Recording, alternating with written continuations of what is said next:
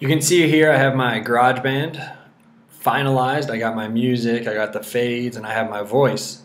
What you want to do at the top here, next to the word control, is go to the word share, and you want to send your podcast to iTunes.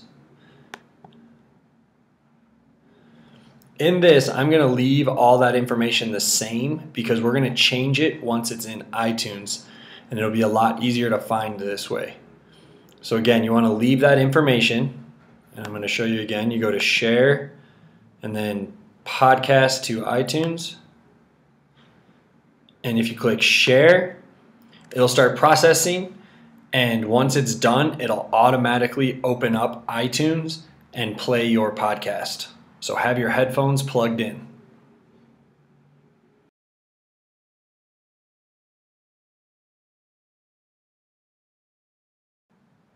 So you can see here I have my podcast track in Brian Zink's playlist on the left-hand side. Yours should come up underneath your student name as a playlist. If I right-click and go to Get Info, you can see it tells me all the details, and at the top here we have lots of different options. We simply want to go to Info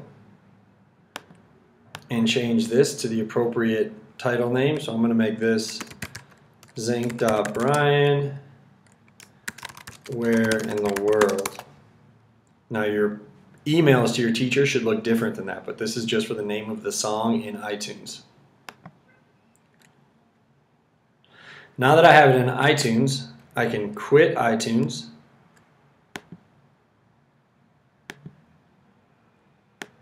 I can come to GarageBand and quit GarageBand. Save my work.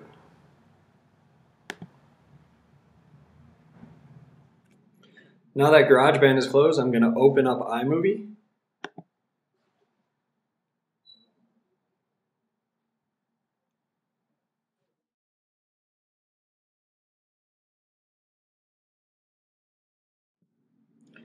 After opening iMovie, you want to make sure you are opening a new project.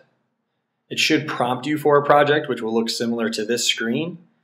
And you want to make sure you choose no theme. You have all these themes on the left that are fun and exciting, but for this we want no theme. We're going to name it Where in the World. We're going to click Create.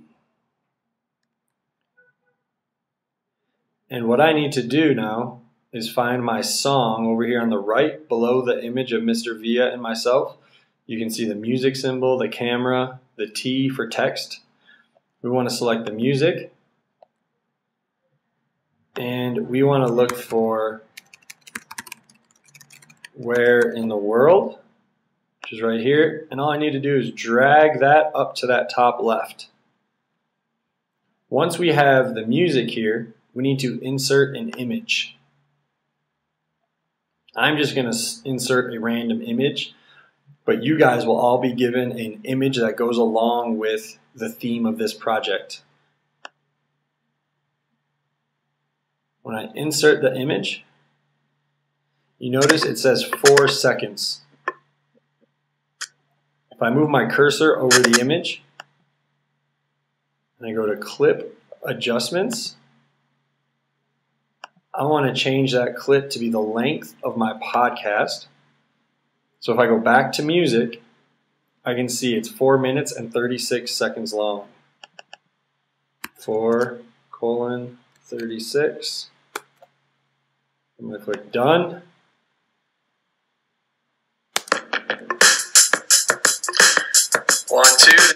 Now one thing I'm going to do is a special trick that you don't have to is I'm going to go to back to that little gear and click Cropping, Ken Burns, and Rotation. And I'm going to have it start in super close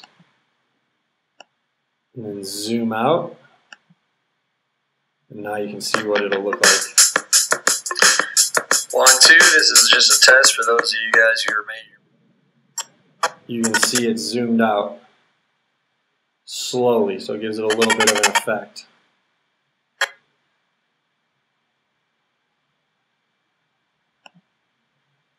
Now what we want to do is share that with YouTube. So at the top here it says share YouTube. And I've already used my account at ASFG. You guys will have to make that at the beginning of class, hopefully already, so that you can upload it and put your password. I'm going to choose the large quality. Actually, I'm going to choose mobile because it's not really important how high quality our image is. If I click next, it's going to say all these questions and we're going to say publish. Now that you've published your podcast to YouTube, you need to go back to YouTube, find your link underneath your account name at the top right corner of the YouTube page, and go to Video Manager, find your podcast, open it, and make sure you email the link to Ms. Gibson. However, email it to yourself first to make sure you're sending the correct link.